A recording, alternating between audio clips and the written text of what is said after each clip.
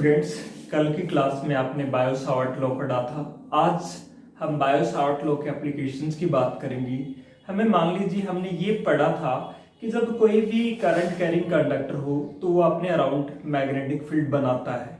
तो आज bio Savart law के एप्लीकेशन की हेल्प से हम ये फाइंड आउट करेंगे कि किसी भी लॉन्ग करंट कैरिंग कंडक्टर से किसी पर्टिकुलर डिस्टेंस पर मैग्नेटिक फील्ड का मैग्नीट्यूड कितना होता है। तो आज का जो टॉपिक है वो है हमारा magnetic field due to long straight current carrying conductor. हम लॉन्ग स्ट्रेट यानी इसकी जो लेंथ है हमें को गिवन नहीं है। जैसे हम ये मान लेते हैं ये हमारे पास एक करंट कैरिंग कंडक्टर है और जो लॉन्ग है तो हम ये लेंथ को अभी फाइनाइट नहीं मान के चल रहा है, यानी इनफाइनाइट है, हमें नहीं पता। अच्छा, इससे हमें क्या करना है, मान लीजिए इससे ये डी डिस्टेंस पे कोई पॉइंट है जिसको नाम दे देता हूं P। इस पॉइंट P पर आपको क्या करना है, मैग्नेटिक फील्ड की वैल्यू फाइंड आउट करनी है। क्या कहा, ये कंडक्टर कैसा है, एक करंट कैरिंग कंडक्टर है, यानी करंट कैरिंग का मतलब हुआ ये करंट को कैरी कर रहा है, यानी इससे करंट फ्लो हो रहा है। और इससे तो हम जैसा जैसा लिख रहे हैं है ना, हमने क्या माना, consider a long current carrying conductor, current carrying conductor है ना, ये मानिए आप लॉन्ग करंट कैरिंग कंडक्टर मानिए। एंड ए पॉइंट, नाम क्या दें उस पॉइंट का, P at a distance, at a distance, कितनी डिस्टेंस पे, स्मॉल d, फ्रॉम इट, क्या करना है इस पे, where we have to find out the magnetic field, यानी यहां इस पॉइंट पे आपको क्या कैलकुलेट करना है, मैग्नेटिक फील्ड। अब इस पॉइंट पे आपको मैग्नेटिक फील्ड कैलकुलेट करना है किसकी हेल्प से, बायो सावर्ट लॉ की हेल्प से। तो बायो सावर्ट लॉ के लिए एक स्मॉल एलिमेंट लिया जाता है, छोटा सा एलिमेंट जिसकी लेंथ क्या हो, वेरी स्मॉल। तो आप कहें यहां माने, कोई कहेंगे यहां माने, कोई कहेंगे यहां माने, कोई कहेंगे यहां। मैं मान लेता हूं कि यहां से कितनी दूरी पर L डिस्टेंस पे, हालांकि L फिक्स नहीं है, L वेरिएबल है, L कुछ भी हो सकता है ना, L इज नॉट कांस्टेंट। यहां से L डिस्टेंस पे मैं ये एलिमेंट मान लेता हूं जिस एलिमेंट की लेंथ है वो क्या है, dl है, ये dl वेक्टर है ना। तो फॉर दिस, यानी ऐसा करने के लिए consider dl element at a distance of कितना डिस्टेंस पे, L फ्रॉम पॉइंट O है, पॉइंट O से कितना L डिस्टेंस पे dl एलिमेंट अज्यूम कर लिया आपने। अब dl से बायो सावर्ट लॉ पे क्या चाहिए होता था, आपको r चाहिए होता था। तो ये r, ये डिस्टेंस है r, ये r मान ली, और ये एंगल हम मानते थे क्या, थीटा मानते थे, किसका, r और dl के बीच का एंगल, ये r है, ये r मान ली है ना। अब देखो बायो सावर्ट लॉ से हम निकाल सकते हैं the magnetic field due to dl element can be given by Biot Savart law, और बायो सावर्ट लॉ से आप ये लिख सकते हैं। तो बायो सावर्ट लॉ क्या कहता है कि ये dl एलिमेंट के कारण मैग्नेटिक फील्ड होगा dB, मैं वेक्टर फॉर्म में नहीं लिख रहा, इसका सिर्फ मैग्नीट्यूड लिख रहा हूं। dB वो कितना होता है, mu naught divided by 4 pi I dl sign theta divided by r square, नाम दे देते हैं इसको इक्वेशन नंबर 1। इतनी बात समझ में आ गई, तो इसको आप नोट करिए, मैं ये ऊपर है ना, ये बात समझ में आ गई। Mu naught I dl sign theta divided by 4 pi r square. तो अब देखो आपके पास ये मैग्नेटिक फील्ड की वैल्यू आ गई। अब आपको 4 टर्म्स है यहां से एलिमिनेट करने हैं। क्या क्या? देखो डीएल अज्यूम किया हुआ है, थीटा अज्यूम किया हुआ है और आर भी हमें नहीं पता है। तो इन सभी को एलिमिनेट करने के लिए, ये इसको मैं मिटा रहा हूं, इसको एलिमिनेट करने के लिए क्या करें आप फर्स्टली देखिए इसको मान लें फाई, ये एंगल। तो एक तो आपको किसको एलिमिनेट करना है? साइन थीटा को, फिर आर को, फिर डीएल को। तो साइन थीटा को एलिमिनेट करने के लिए मैं इस ट्राइंगल ओपी और इसको नाम दे देता हूं क्यू, है ना। So from triangle OP Q, OP Q से तीनों एंगल का सम, ये तो हमें पता है ही, कितना होना है? 90 होना है। तो क्या होगा? 90 प्लस फाइव प्लस थीटा, तीनों एंगल्स का सम 180। सो यहां से आपके पास फाई की वैल्यू आ जाएगी क्या? 180 माइनस 90 माइनस थीटा, या फाई की वैल्यू आ जाएगी 90 माइनस थीटा। अब 90 माइनस थीटा आ गई ये वैल्यू, फाई की वैल्यू। आपको किसकी वैल्यू चाहिए? साइन थीटा की। तो साइन थीटा को, या हमें साइन थीटा की लिख लेते हैं, थीटा की, थीटा की क्या आ जाएगी? 90 माइनस फाइव, थीटा की 90 माइनस फाइव। तो यहां से आपके पास जो वैल्यू हो जाएगी साइन थीटा की, वो होगी साइन 90 माइनस फाइव, है ना। साइन थीटा, थीटा की जगह 90 माइनस फाइव लिख दिया, तो ये हो जाएगा sine theta is equal to sine 90 minus 8, trigonometry में आपने पढ़ा क्या होता है? cos 5। तो इसको आप लिख सकेंगे cos 5, यानी आप इसको एलिमिनेट कर चुके साइन थीटा को।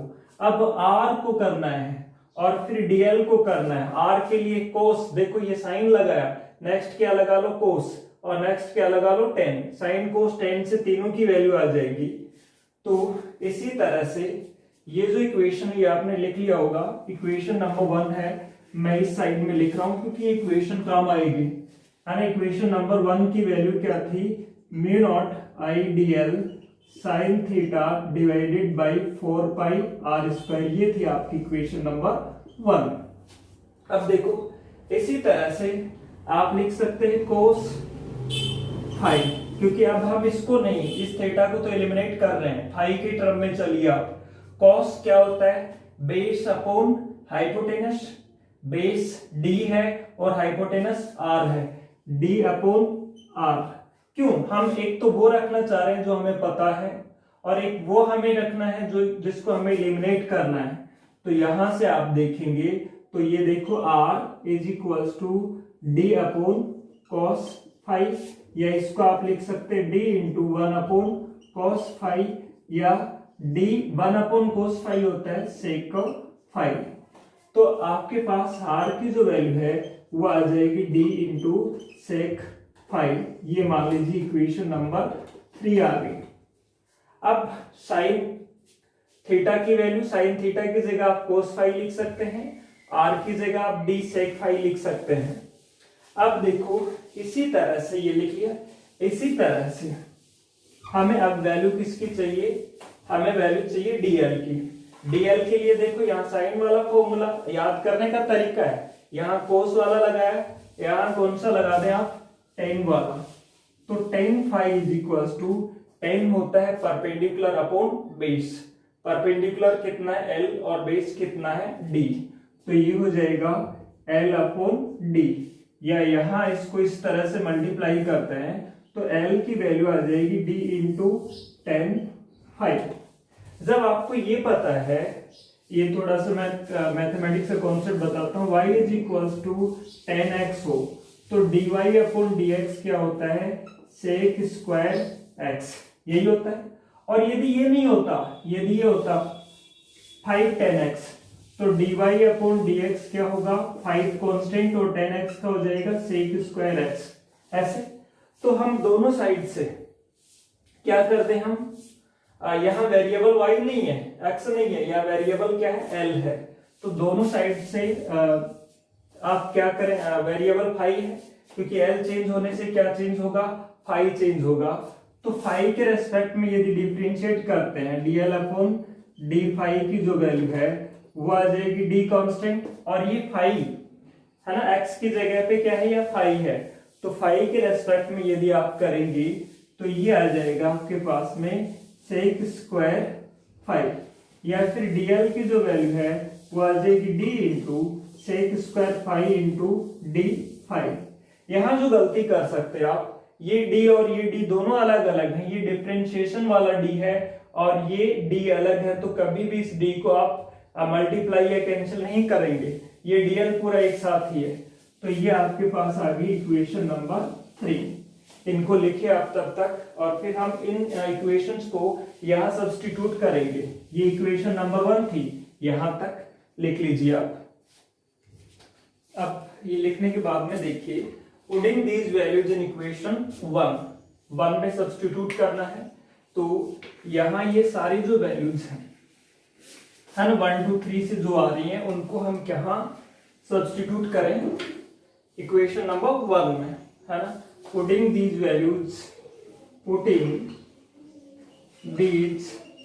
वैल्यूज इन इक्वेशन 1, और इक्वेशन 1 में सब्स्टिट्यूट करेंगे तो dB is equals to mu naught I, dl था, dl की जगह पे क्या लिख दें आप, d sec square phi d phi, dl की जगह हो गया, है ना। और dl के बाद में क्या है, साइन थीटा की जगह क्या रख दें, cos phi divided by 4 pi as it is रहने दें, आर स्क्वायर, आर की जगह क्या रखें आप, डी सेक फाई सब्स्टिट्यूट कर दिया आपने ये। अब देखिए ये वैल्यू आने के बाद में अब इनको रख कर रहा हूं। अब आप यहां से सिंपल ये जो मैग्नेटिक फील्ड है इसको अपन ऐसे लिख सकते हैं, D B is equals to mu naught I D sec square phi into cos phi और D phi divided by 4 pi D square sec square phi. देखिए सेक स्क्वायर फाई से सेक स्क्वायर फाई कैंसिल हो गया, एक D से ये एक D cancel हो गया, तो ये हो जाएगा mu naught I divided by 4 pi D into cos phi d phi. अब ये मैग्नेटिक फील्ड सिर्फ कितने एलिमेंट के कारण आया है, डीएल एलिमेंट के कारण आया है। कंप्लीट मैग्नेटिक फील्ड निकालना है, जैसे मान लो यहां से लेके यहां तक का वायर है, ये यहां तक का वायर का निकालना है, यहां तक का। तो जैसे जैसे वायर की लेंथ चेंज होगी वैसे वैसे क्या चेंज होगा, एंगल चेंज होगा। भाई यहाँ जो वैल्यू है ये वैल्यू मैं मान लेता हूं कितनी, φ1 मान लूं, और ऊपर की ओर वैल्यू क्या मान लूं, φ2। तो φ1 को माइनस में लिया जाएगा क्योंकि एंगल नीचे की ओर है, और φ2 हम क्या ले लें, प्लस में। तो वेरिएबल कौन हुआ यहाँ, φ है। So complete magnetic field, complete या taking integration on both sides, taking integration on both sides में आप इंटीग्रेशन करेंगे तो ये वैल्यू देखो dB का इंटीग्रेशन तो b हो जाएगा, और ये क्या होगा, b is equals to mu naught I divided by 4 pi d cos phi d phi. Integration की लिमिट कहां से कहां होगी, φ1 से φ2। φ1 को किसका लिया जाएगा, नेगेटिव, तो ये माइनस φ1 से φ2 इंटीग्रेशन की लिमिट हो जाएगी, है ना। ये डायग्राम में ये चेंज कर लेना, ये बना लेना। अब देखो ये बनाने के बाद में आप ये देखिए कि ये जो इंटीग्रेशन है वो आपका हो जाएगा b is equals to mu naught I divided by 4 pi D, और कोस फाई का इंटीग्रेशन क्या होता है, साइन फाई होता है, और लिमिट हो जाएगी माइनस φ1 से φ2। अब देखो ये मैग्नेटिक फील्ड जो आएगा वो आएगा mu naught I divided by 4 pi D, और साइन फाई लिमिट रखेंगे तो अपर लिमिट क्या है, फाई 2 है, sine phi 2 minus sine lower limit क्या है, फाई 1 है। अब देखो ये हो जाएगा mu naught I divided by 4 pi D into sine phi 2 plus sine phi 1, तो ये मैग्नेटिक फील्ड आ जाएगा। इस तरह से आप इसको लिखिए, फिर आगे इसके स्पेशल केसेस की बात करते हैं। तो ये लिख लिया आपने और समझ में भी आ गया होगा कि देखो ये मैंने क्या किया है, सिंपल इसका इंटीग्रेशन किया है, cos फाई इंटीग्रेशन क्यों किया है, लिमिट फाई की क्यों रखी है, क्योंकि लेंथ चेंज होगी तो फाई की वैल्यू भी क्या होगी, चेंज। नीचे फाई की वैल्यू को माइनस में लिया गया है क्योंकि एंगल नीचे की ओर माइनस में और ऊपर की ओर इसका अपोजिट प्लस में ले रहे हैं, वो लिमिट रखी है। तो ये हो गया और ये आपके पास में मैग्नेटिक फील्ड की वैल्यू आ गई थी। तो इस तरह से हम मैग्नेटिक फील्ड निकाल सकते हैं। ये तो है आपके पास में थायराइड के लिए। यदि मान लो स्पेशल केस में, है ना, ये लिख लिया आपने, आपके पास में जो रिजल्ट आया है मैग्नेटिक फील्ड का, मैग्नेटिक फील्ड कैलकुलेट करने का, वो आया है क्या, B is equals to mu naught I divided by 4 pi D into sine phi 1 plus sine phi 2, यही है। अब देखो यहाँ पे ये तो रिजल्ट आ गया। यदि वायर की जो लेंथ है वो इनफाइनाइट है ना, स्पेशल केस फर्स्ट में, for infinitely long wire, infinitely long wire यानी जिसकी लेंथ हमें इनफाइनाइट लगे। इनफाइनाइट का मतलब है ये ऐसे हो और ये पॉइंट डी यहाँ पे हो, तो इनफाइनाइट है तो ऐसे मिलाओगे आपको, ये एंगल करीब कितना हो जाएगा 90 और ये एंगल भी करीब कितना हो जाएगा 90। तो फाई 1 फाई 2 बहुत क्या होने चाहिए 90 इस केस में। या फिर आप ये कह सकते हैं कि उस टाइम मैग्नेटिक फील्ड की वैल्यू आ जाएगी mu naught I divided by 4 pi D, है ना, mu naught I divided by 4 pi D sine 90 plus sine 90, sine 90 की वैल्यू 1, तो mu naught I divided by 4 pi D 1 plus 1 यानी 2 हो गए, तो ये 2 कैंसिल हो जाएगा, mu naught I divided by 2 pi D. ये इनफाइनाइटली लॉन्ग वायर के कारण ये, और ये फाइनाइट के लिए। लिखिए, जल्दी लिखिए ये। अब ये लिखने के बाद में, लिख लिया आपने, ये लिखने के बाद में देखिए, ये लिखने के बाद में केस सेकंड लिखिए। केस सेकंड में क्या, किसी भी एक एंड पे magnetic field at any and, किसी एक एंड पे, है ना, magnetic field at any and, magnetic field at any end of infinitely long wire, यानी इस तरह की बात कर रहे हैं आप। ये दूसरा एंड तो कहां पे है, इंफिनिटी पे, और ये पहला ये है, और यहां से डी दूरी पर। अब देखो यहाँ पे होता तो एंगल ये, अब और एंगल कम और एंगल कम, और यहाँ एंगल कितना हो जाएगा 0। तो इस केस में एक एंगल तो कितना होगा 0, यानी फाई 1 की वैल्यू 0, फाई 2 की वैल्यू 0 और फाई 1 की वैल्यू 90। तो उस केस में देखो मैग्नेटिक फील्ड है वो हो जाएगा mu naught I divided by 4 pi D, और ये वैल्यू क्या आएगी, साइन फाई 1 की वैल्यू 90 साइन 90 प्लस साइन 0। तो इस किसी एक एंड पे, बी एंड लिख रहा हूं मैं, यानी किसी एक एंड पे मैग्नेटिक फील्ड साइन 0 की वैल्यू 0 होगी और 90 की 1 होगी। तो किसी एक एंड पे जो मैग्नेटिक फील्ड है वो होगा mu naught I divided by 4 pi D. लिखिए, है ना, ये आ जाएगा, लिखिए इसको। अब देखिए यदि ये लिख लिया तो यदि मैग्नेटिक फील्ड बन रहा है और उसकी डायरेक्शन क्या होगी, डायरेक्शन पता करने के लिए वैसे तो अपने पास काफी लॉज है, मैं बताऊंगा। जब भी स्ट्रेट करंट कैरिंग कंडक्टर है तो उसका मैग्नेटिक फील्ड पता करना है तो राइट हैंड थंब रूल से हम पता कर सकते हैं। इस तरह से टर्न करिए फिंगर्स को कि थंब किसकी डायरेक्शन में रहे, करंट की डायरेक्शन में। सो जो टर्न्ड फिंगर है वो किसको बताएंगे, मैग्नेटिक फील्ड, यानी इस केस में ये मैग्नेटिक फील्ड यूं बनेगा। और यदि करंट नीचे की ओर है तो थंब को नीचे की ओर रखिए और फिंगर्स किसके डायरेक्शन को बताएंगी, मैग्नेटिक फील्ड को। तो स्ट्रेट करंट के लिए हम ये रूल काम में ला सकते हैं।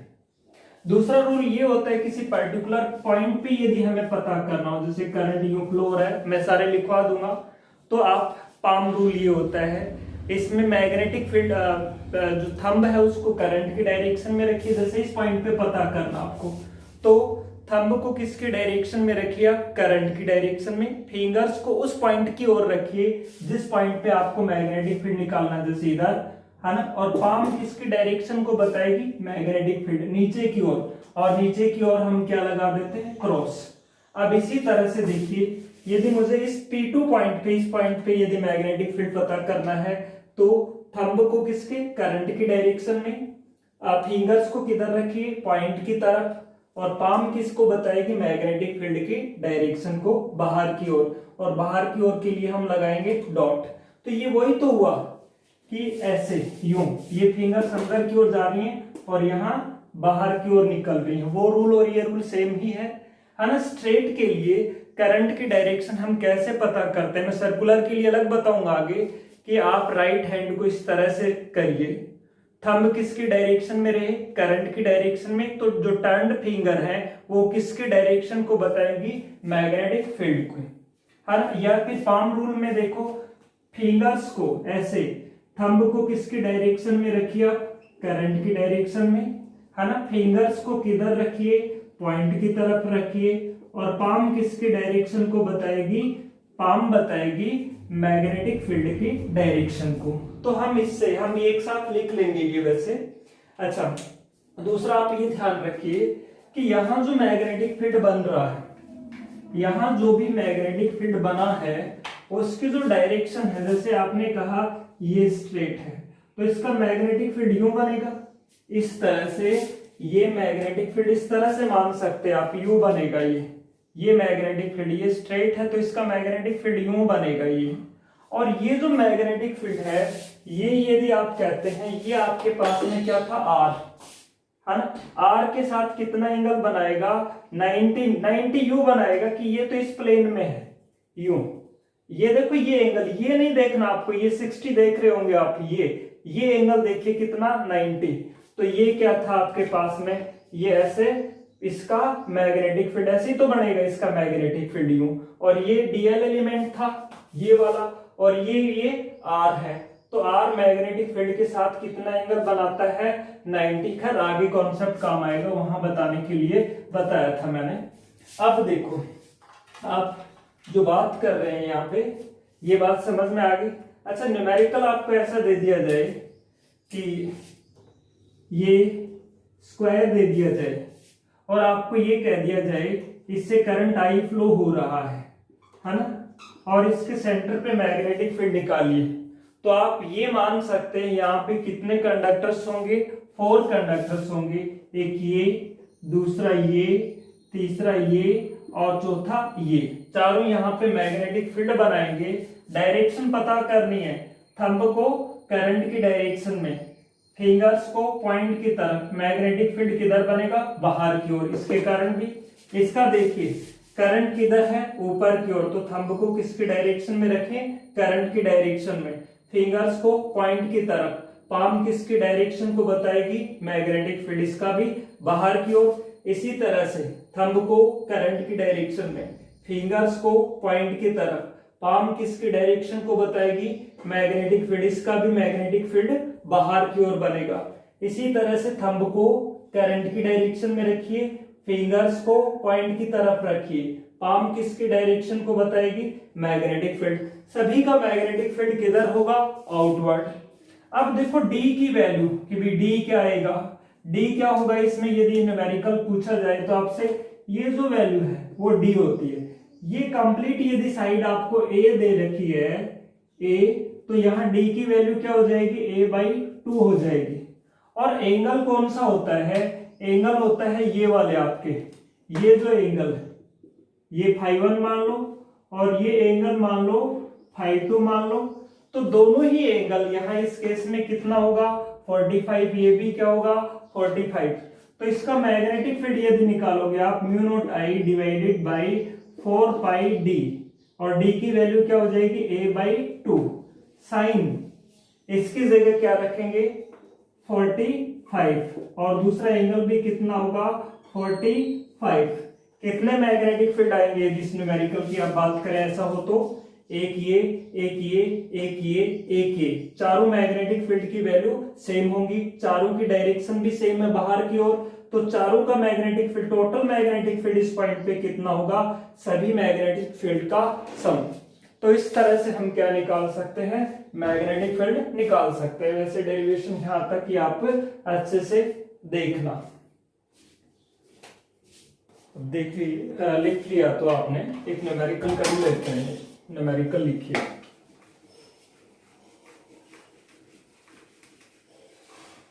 ये न्यूमेरिकल करवा रहा हूं, numerical find out the magnetic field at the center of conducting frame। और आपको ऐसे ये फ्रेम गिवन है, conducting square frame of side A, इस फ्रेम की साइड ए है, सेंटर पर निकालना है इस पॉइंट पे। इस पॉइंट पर निकालने के लिए आप इसको इस तरह से देखें कि क्या कि ये पॉइंट यहां से कितनी दूरी पर होगा, यदि ये ए है ना, करंट कैरिंग फ्रेम है, ऐसे करंट दिया हुआ आपको आई, करंट की वैल्यू गिवन आपको, और ये वैल्यू भी आपको गिवन है, कितनी है ए है। तो ये वैल्यू कितनी होगी, ये वैल्यू कितनी हो जाएगी, डी करते थे हम, और डी की वैल्यू यहाँ पे कितनी होगी a/2 होगी। ये जो डी की वैल्यू है वो होगी आपके पास में a/2, ये इसमें भी कोई दिक्कत नहीं, यानी ये वैल्यू a/2 होनी है जिसको आप डी करते थे। और ये एंगल्स जो थे, ये स्क्वायर के केस में ये एंगल भी कितना बनेगा 45, और ये एंगल भी कितना बनेगा 45। अब देखो आप ये यदि एंगल 45 बनेगा, सबसे पहले आप ये देखिए ये करंट आई है, इसमें भी आई होगा, इसमें भी आई होगा, सभी में आई होगा। अच्छा, सभी की लेंथ भी क्या है, सेम ही है। फाइनाइट लेंथ वाला मानेंगे या इनफाइनाइट लेंथ वाला मानेंगे, फाइनाइट लेंथ वाला मानेंगे। तो इसका मान लो मैग्नेटिक फील्ड किसी एक का निकाल लें, जैसे मान लो ए बी है ना, तो ए बी का जो मैग्नेटिक फील्ड है वो B1 मानू मैं, तो वो क्या होगा μ0I divided by 4πd sine φ1 plus sine φ2, यही होगा। और सभी का जो टोटल मैग्नेटिक फील्ड है, net magnetic field at the centre, इसका कितना टाइम होगा 4 टाइम हो जाएगा। तो ये तो मैं लिख देता हूँ μ0I डिवाइडेड बाई 4π, डी की जगह क्या लिख सकते हैं हम a/2, तो ये 2 बचेगा यहाँ, ये इतनी बात भी समझ में आई। अच्छा, साइन φ1 की जगह पे क्या लिख दें 45, और φ2 की जगह भी 45। माइनस वाला कॉन्सेप्ट आएगा यहाँ, नहीं आएगा, क्योंकि माइनस सोल्व होने के बाद में तो ये प्लस बन गया था। अब यहाँ बात करते हैं हम, क्या ये जो वैल्यू है ये है, ये आ जाएगा magnetic field B1 μ0I divided by 2πa 1/√2 plus 1/√2। और सभी मैग्नेटिक फील्ड की डायरेक्शन क्या होगी, सेम, अंदर की ओर होगा, है ना। देखो पाम रूल क्या कहता है, पाम रूल यही तो कहता है कि आप फिंगर्स को किधर रखो, पॉइंट की तरफ, थंब को किधर रखो, करंट की डायरेक्शन में। पाम किसको बताएगी, मैग्नेटिक फील्ड की डायरेक्शन को। और पाम रूल हम कब काम में लेते हैं, जब हमें किसी पर्टिकुलर पॉइंट पर मैग्नेटिक फील्ड पता करना हो। तो सभी का मैग्नेटिक फील्ड देखो, इसका करंट की डायरेक्शन में थंब, फिंगर्स पॉइंट की तरफ, ओ की तरफ, और पाम अंदर की तरफ, इसमें भी, यानी सभी का मैग्नेटिक फील्ड इनवर्ड होगा। और कितना होगा, इसका भी इतना, इसका भी इतना, इसका भी इतना, इसका भी इतना, सभी का सेम आएगा। तो net magnetic field, net magnetic field क्या होगा, 4 times of B1, 4 times of mu naught I divided by 2 pi A into 1/√2 plus 1/√2, ये आ जाएगा मैग्नेटिक फील्ड। अच्छा, इसकी जो डायरेक्शन है वो क्या होगी, डायरेक्शन बताने के लिए इसकी डायरेक्शन आप कह रहे हैं किधर होगी, इनवर्ड। फिर से देखिए, वैसे मैं लिखवाऊंगा इनको सभी रूल्स को एक साथ में। फिर से क्या देखना है कि आप जब भी कोई स्ट्रेट वायर हो, ये स्ट्रेट कंडक्टर के कारण मैग्नेटिक फील्ड पता करना हो, राइट हैंड के थंब को ऐसे रखिए कि वो किसकी डायरेक्शन में रहे, करंट की। फिंगर्स को ऐसे टर्न करिए तो फिंगर किसकी डायरेक्शन को बताएंगी, मैग्नेटिक फील्ड। यानी कहने का मतलब स्ट्रेट यदि है तो मैग्नेटिक फील्ड ऐसा होगा। यदि करंट नीचे की ओर है तो थंब को करंट की डायरेक्शन में रखिए, फिंगर्स किसकी डायरेक्शन को बताएंगी, मैग्नेटिक फील्ड की। यानी क्लॉकवाइज या एंटी क्लॉकवाइज वो डिसाइड कर सकते हैं आप ये। और यही रूल ऐसे भी काम में लाया जा सकता है जब किसी पर्टिकुलर पॉइंट पे मैग्नेटिक, दोनों हैं एक जैसे ही, आंसर सेम ही आएगा, दोनों से किसी से भी अप्लाई करना आना चाहिए। किसी पर्टिकुलर पॉइंट पे मैग्नेटिक फील्ड निकालना हो तो आप थंब को किसकी डायरेक्शन में रखें, करंट की डायरेक्शन में, फिंगर्स को उस पॉइंट की तरफ रखिए और पाम बताएगी मैग्नेटिक फील्ड की डायरेक्शन को। हम मैग्नेटिक फील्ड इनवर्ड या आउटवर्ड है ना, तो उसके लिए इनवर्ड के लिए क्रॉस लगाएंगे और आउटवर्ड के लिए क्या लगाएंगे, डॉट लगाएंगे। तो इस तरह से आप क्या कर सकते हो, मैग्नेटिक फील्ड निकाल सकते हो। जैसे मैं ये कह दिया आपसे अगले क्वेश्चन में, जैसे डायरेक्शन पूछ लिया आपसे, डायरेक्शन में मैंने ये कह दिया आपसे कि आपके पास में ये कोई वायर है और इसके यहां कोई पॉइंट P1 है और ये पॉइंट P2 है। P1 और P2 पर आपको मैग्नेटिक फील्ड की डायरेक्शन पता करनी है। एक तरीका तो ये हुआ है ना, थंब को करंट की डायरेक्शन में, फिंगर्स बताएंगे मैग्नेटिक फील्ड। यानी ये यहां से लाइन कैसे इस बोर्ड को चीरती हुई इधर यूं आएंगे, यानी इधर तो अंदर की ओर और इधर बाहर की ओर, यानी इधर क्रॉस और इधर डॉट। और यही कहें हम इसी रूल से निकालते, पाम रूल से, तो भी आंसर सेम आता। कैसे सेम आता है, ये P1 पॉइंट है और ये P2 पॉइंट है। अब देखो P1 थंब को करंट की डायरेक्शन में रखा आपने, है ना, और फिंगर्स पॉइंट की तरफ, पाम अंदर की तरफ, है ना, यानी मैग्नेटिक फील्ड अंदर की ओर होगा।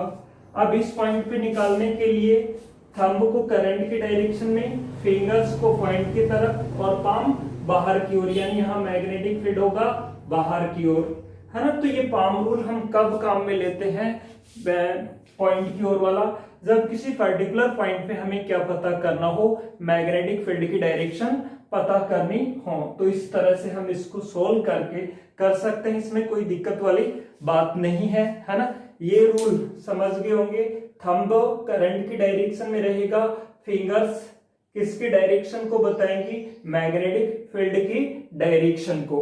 पाम रूल में थंब किसके डायरेक्शन में रहेगा, करंट की डायरेक्शन में, फिंगर्स किधर रहेंगी, पॉइंट की तरफ, और पाम है वो किसकी डायरेक्शन को बताएगी, मैग्नेटिक फील्ड की डायरेक्शन को बताएगी।